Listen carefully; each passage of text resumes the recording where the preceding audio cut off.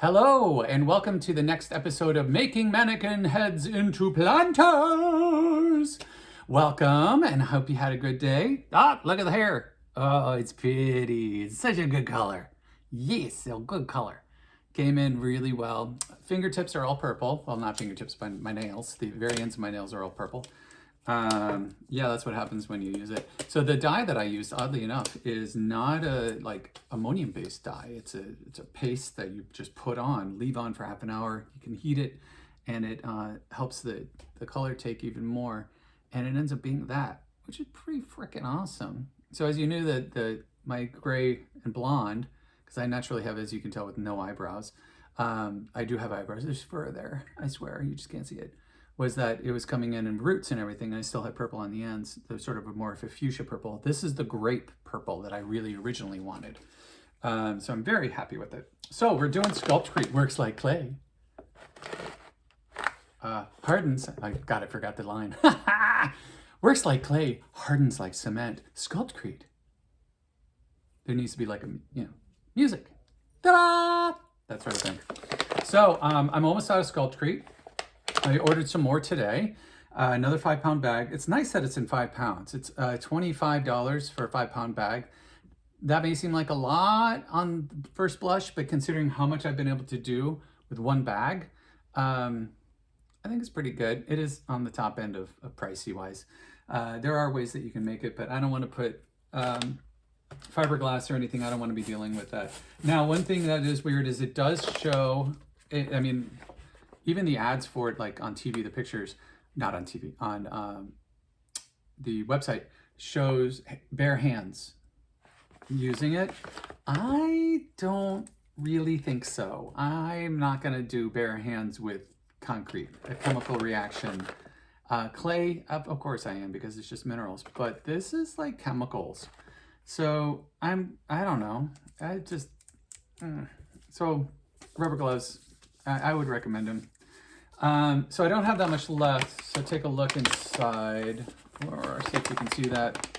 There we go. Not that much left. So what I'm going to do is I got to figure out how to proportion this, because it is 3 parts dry by volume to 1 part wet.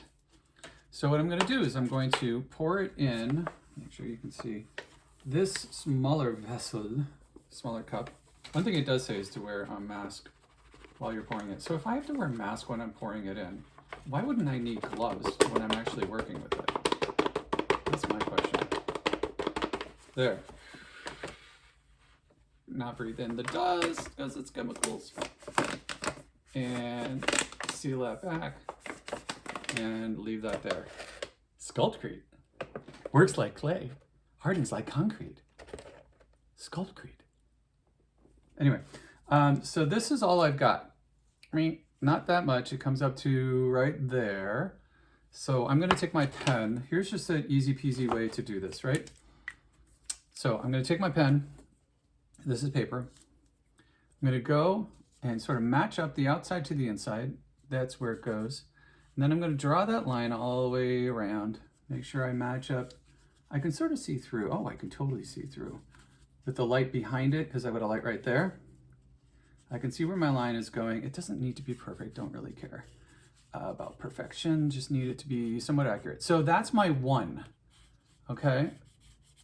Or that's my 3, sorry. Poor marker.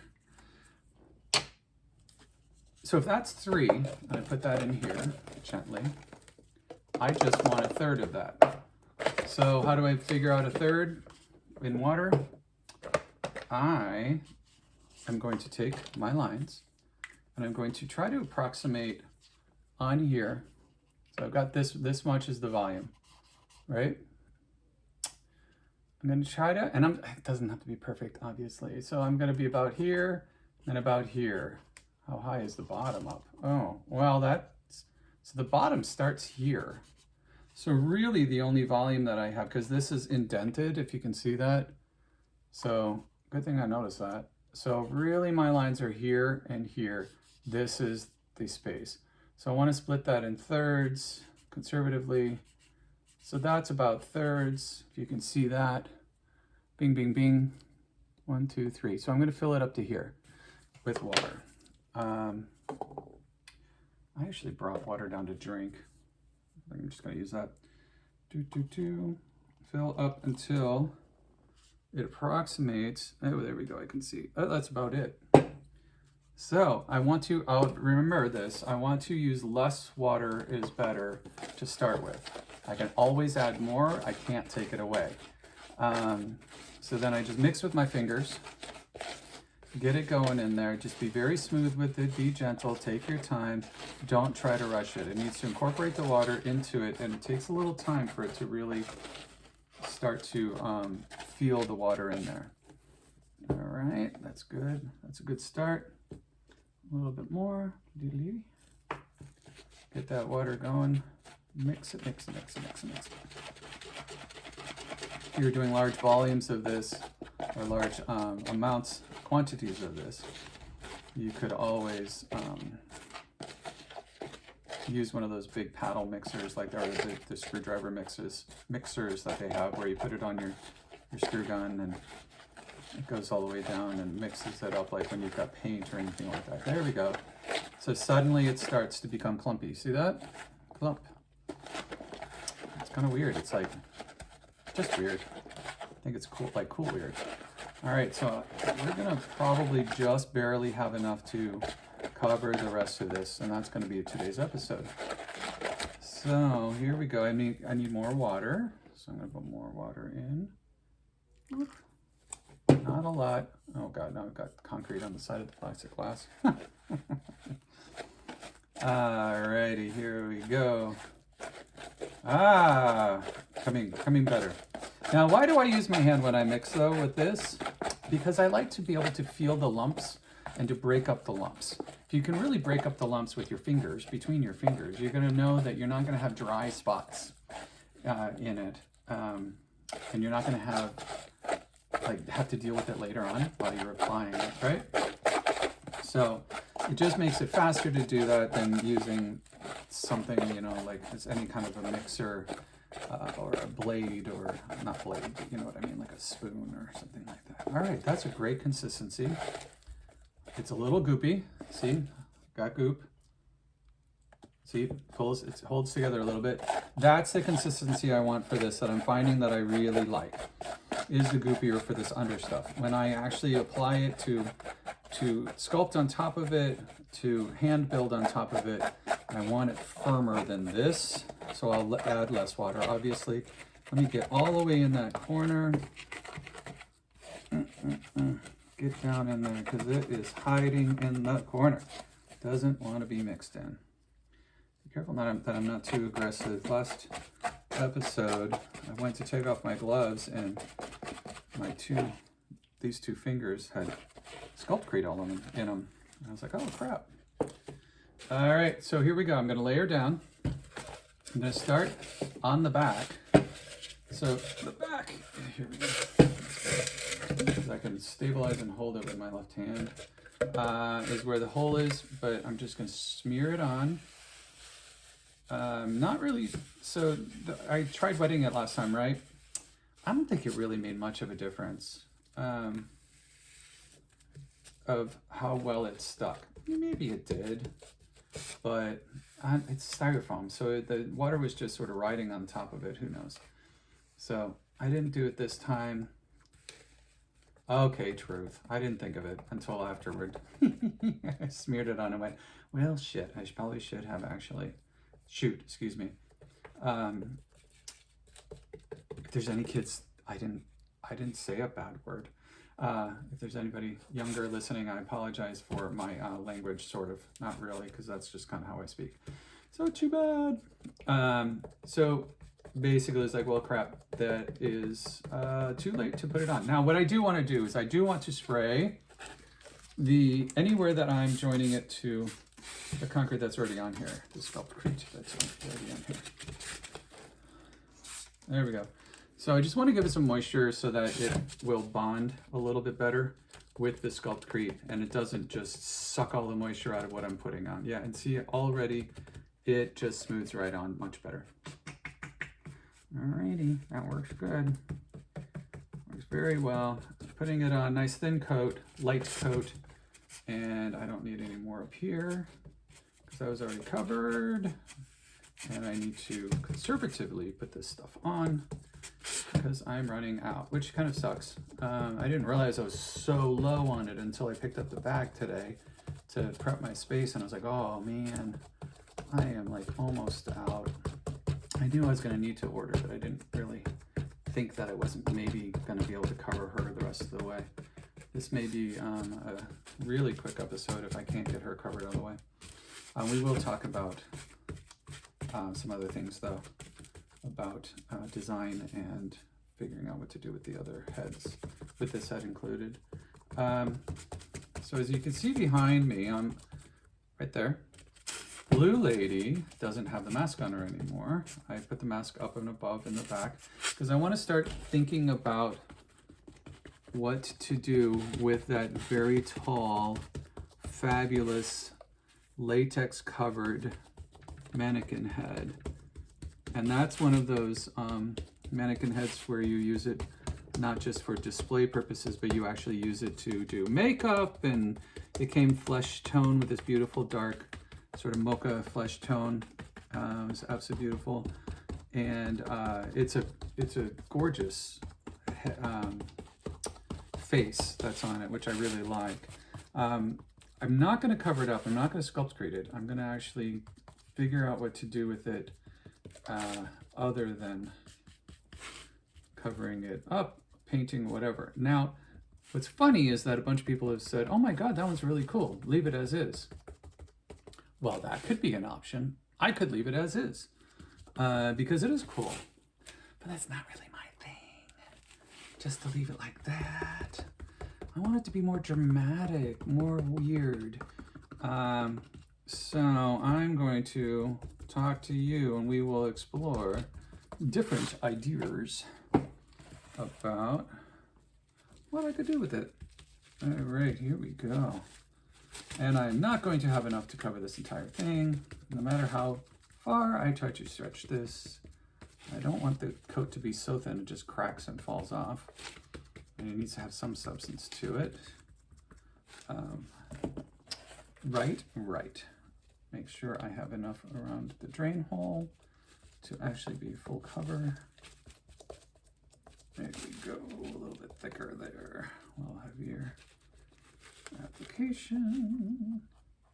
And squidge this around the inside of the drain hole. There we go.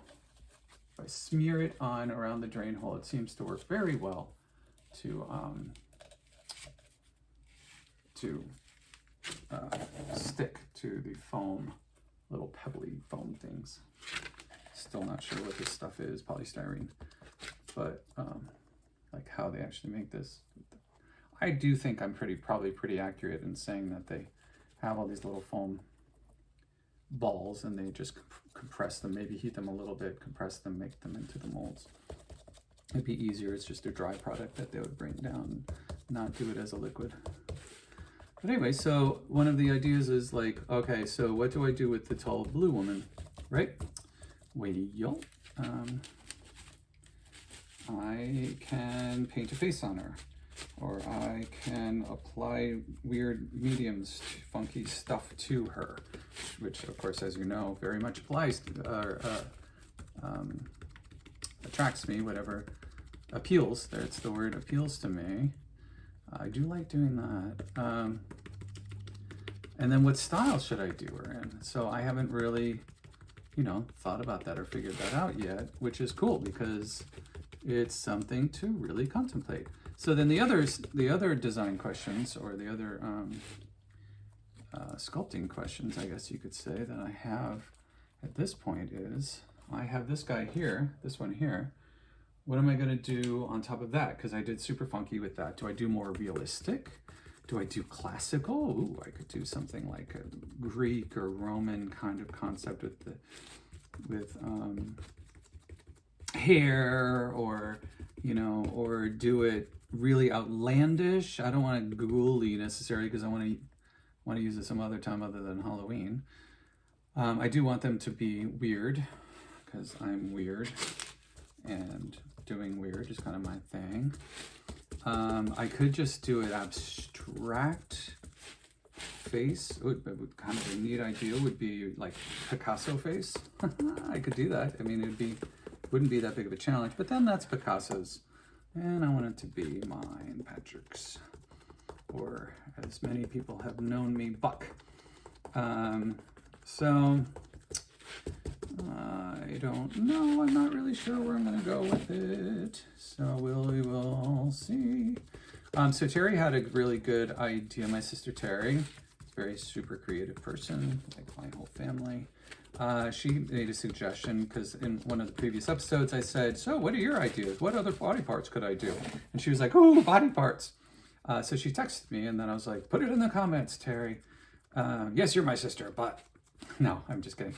I was thinking, well, this would actually be good to have in the comments because then other people can feed on it if they want to and respond and think through it.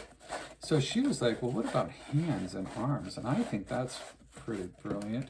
She was like, like the Munsters idea, or what's it, the Munsters or the Addams Family? I think Addams Family actually has the hand, just called hand. So I kind of like that idea, but I don't want to take somebody else's idea and just make that idea, right? So that was somebody else's design, somebody else's concept, blah, blah, blah, blah, blah. I want something uniquely mine. So I think it's a great starting point, though. Reference points are always very good. But I want to make it uniquely mine. So I think there are some cool things you could do with mannequin hands and arms. Now, baby heads, like doll heads, baby heads, an actual baby's head, no. But doll heads, people know I love the creepy dolls. I've got, God knows I've got probably a couple hundred maybe photos of creepy dolls on my Instagram. And I just, in places, so I like to antique, we love going antiquing. And when I go antiquing, it's like, I've mentioned this before, it's like, what the hell are these people thinking trying to sell these nasty ass doll heads and dolls? They're like gross, dirty and shit. I mean, I love them, but why are they thinking that they'll sell? I'm not sure, so I'm not going to buy it. And they're never like $2. They're always like $40. I'm like, oh my God, who do you think who's going to buy this shit? I mean, maybe they'll like buy it and be like, oh, this is such a rare piece. And I've never seen one in this condition because it's 300 years old. But I mean, come on, right? They don't, and nobody sells them at tag sales. It's at like antique stores. It's at antique stores. You don't find these at tag sales. I know. I go to tag sales looking for them. I can't find them. Oh no. So, yeah, and we're not gonna have enough to finish her. Oh well. It's no big deal because I will finish this in the next episode when I have more SculptCrete, or maybe not the next episode, but in future episodes when my SculptCrete comes in. So anyway, yeah, so creepy doll heads, I love creepy doll heads. Some people have fascinations with them. I really have an obsession with them.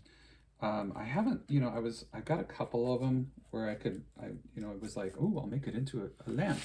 And I got everything for it, and then I was kind of like, oh, but the doll head wasn't quite large enough. And with LED bulbs, of course, like just a regular LED bulb, it gives off almost no heat. So that actually works really well for that sort of thing. But, oh shit. All right, stop messing with it, Patrick. You're done. There we go, buckaroo. We're all set. There, that's as much as I can do. We got more on her. You can see it good see it pretty well with the contrast there. Right? Yeah, good. All right, so that's all I can do for today on that. And we're gonna call it a session today, or call it an episode. But yeah, so ideas. Let's talk for just a second about what else can I make into planters. So I love the idea of doll heads. It would be sort of basically the same thing, cut off the top and paint it however, and I would do some kind of cool painting with it, make them macabre, make them into clowns, I mean, stuff like that, right? Maybe SculptCrete, which would really be cool. So there's a lot of different options out there. One thing I was gonna do is I'm gonna show you again the whole sandpapering idea of what works better for smoothing if I want to smooth on this. But I think also one of the next things I want to do, so sandpaper, this is the 60 grit, no, this is finer than that. This is 100 grit. Yeah, this is 100. Works beautifully on this stuff. It really does. Now just know that you're creating a lot of dust when you do this. So I'm holding it far enough away from me that I'm not going to be sucking in the dust that's coming off of this. But it really does work well if you want a smoother surface. Because this is going to be outside, I don't want a really smooth surface. And I don't want to smooth the surface too much before I actually add on to it. But I do want to take down the big nubs because those are going to sort of be hard on my fingers while I'm adding to it.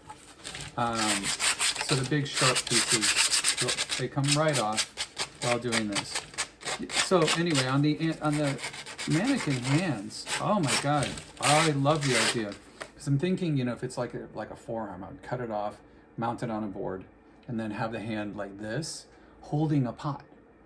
And then literally do like a plastic pot, SculptCrete the outside of it, maybe the inside too, or just the outside of it.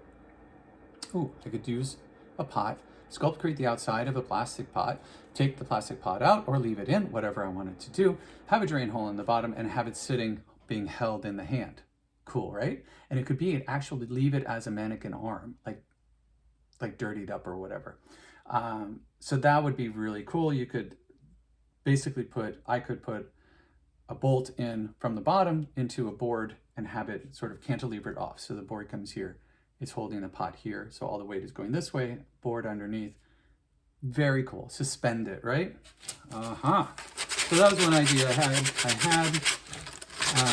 Since I really don't sleep lately very much, I just don't sleep that much. Last night was the first night in weeks that I've actually had a night's sleep where I've been asleep for more than maybe an hour at a time. So I have a lot of sort of these lucid dreams when I'm going through this phase. I think it's a seasonal phase thing for me, and it'll pass. Because sleep is not, I mean, I can sleep during the day. Boy, can I sleep during the day. At night, nope. So it'll pass, it'll remedy itself. It always does. Never lasts that long.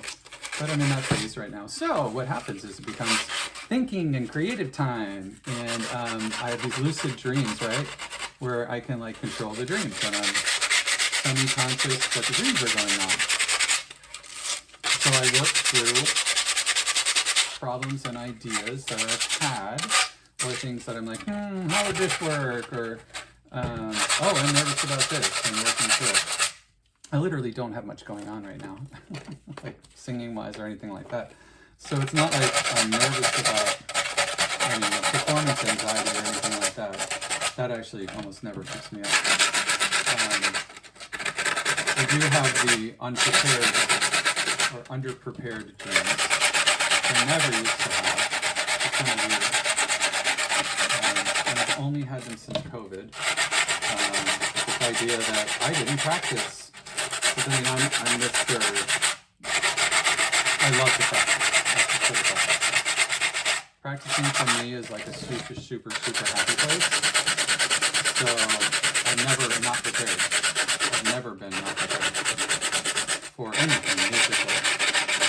I've gotten to rehearsals and be like, oh, this is a lot harder than I thought, and I didn't prepare correctly, but I never don't prepare. So to have underprepared or not prepared dreams is weird, because it just isn't in existence that I've known ever. Anyway, so during those contemplative weird nights, sorry, I know it's really loud, I will process through a bunch of stuff when I'm not really able to sleep very well, which is kind of cool because it's like, oh, I'm using my using my time. Like I've mentioned before, I never get bored because I've always got something to do. Always got something I want to do. I don't think I've ever been bored a minute in my life.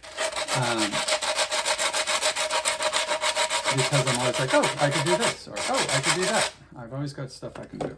Never bored. So anyway, so one of the thoughts was, I get inspired of thinking of things that I could do here. Like on the merman, I was thinking what would be really cool is to figure out a way, I don't know if I need to do an armature or something like that to hold it up, because I would think that the clay would be too heavy, or I could do it in the clay and then add it to it, but do like the big ears that they have like on mer people, since he came out pretty much as a mer person. Do something, because it seems like he could use something more back here, or maybe he's done, or on a future one to bring something out. I could do like wings coming out of the head, which would be freaking awesome. She could have something interesting like a spiral neck. Ooh, actually that's a cool idea. Can you imagine with the long and do a ridge, spiral ridge all the way down? There we go. There we go. Let's see if I even remember that I said that. Spiral ridge coming down the neck and those things, but that's what I process when I'm not asleep and lying there going, why am I not asleep? And then I just sit there going, yeah, never mind, whatever, I know that I'll eventually sleep. So I've taken down all the real sharp points that'll be bothersome to my little fingers when I do start adding on to this, and it is feeling just fine. Now, how can I tell where the high points are? Run your hands over it. Where it sticks or where it pokes you, that's where you need to do a little bit more smoothing for the next coat. And now, why would I not want to completely smooth it? Well, I do like the rough texture for stickability. Something is going to stick much better to a rough surface. If you can get it really grooved in, it'll give it more surface area to stick onto, and you will have a better joining. So anytime you join one thing to another, if it's to a smooth surface, you need to score that smooth surface to, especially in mediums like this, score. So you make like hashes on both surfaces, wet them, and then stick them together and hold them there and like really mush them together. That way it's gonna, instead of it going like this and you've only got like that happening, it goes like this. And you've got this happening where they hold on to each other. Yep. So that's that. Alrighty. So thanks for joining me today. I hope you have a wonderful day. And I'm going to vacuum up after I talk to you and get this a little cleaned up, and then we'll work, once I get the next batch of SculptCrete, or maybe before, we'll do another episode. Maybe I'll work on her in the background. Her, if I can point so that you can actually see it. Figure out what I'm going to do with her. All right. Have a wonderful day. Give yourself lots of room. Give yourself space. Don't be so hard on yourself. We're really hard on each other, and we're really hard on ourselves. And you know that I'm saying this every single time. And why am I saying it? Because we need to hear it. Because we know it inside ourselves, but to hear it is a different part of our brain being activated. And when we hear it, we kind of go, okay, we hear it in a different way. All right. And so part of our brains, like I hear the words, but I don't register it. So if you hear it over and over and over again, maybe one of these times you'll actually register it and it'll sink in a little bit. So if somebody says something horrible to you, oh my God, they're terrible, is the reaction. Instead, breathe in, breathe out, and now get a perspective on what your reaction's going to be. All right, because it's your reaction. You are reacting. They're being a ding-dong diddly head. Let them be their own ding-dong diddly head. Whatever they're coming from, it's their crap. Let it be their crap. It doesn't mean you need to take it on yourself. It's hard. It's so difficult not to take stuff on yourself. But if they're being a jackass to you, why do you need to be a jackass to them? You don't. You get to be you. You react as much or as little as you choose, right? So, and walk away. That's what I often do. Or pivot and go, something else. But don't feed into it. A lot of times people are lashing out because they've had a bad day. They're coming from a bad space. Their life sucks, or they think it does because they feel like they're stuck, blah, blah, blah, blah. All these things where people come from, right? You can't control where they come from. You don't need to participate in it either if it's not healthy for you. So if they don't get that feedback, maybe they'll diffuse. But if you are spinning into it, all it does is make it worse. So take that moment. Consider whether or not you need to actually participate in the negativity, or if you can just let that negativity disperse and sort of disassemble itself. Or if that person you just need to walk away from them. Come back later when they're in a better headspace, or you're in a better headspace, or whatever, or don't. But it's your choice, it's your health, it's your mental health, and it's your physical health. Those are things that I really want you to think about. It's things that I work on constantly. I know a lot of other people work on, but hearing it in our ears puts it in a different place and helps us deal with it in a different way. All right? Ooh, that was a deep moment. Have a fabulous day, and put more love out in the world. Put the love out in there. There's not enough love in the world. Be easy on yourself. Be easy on other people. Be more understanding. And just have a great day. All right? Love you. Oh, wait. Don't shut it off yet. Like and subscribe. SculptCrete. Works like clay. Hardens like concrete. SculptCrete. Anyway, so have a great day. Bye.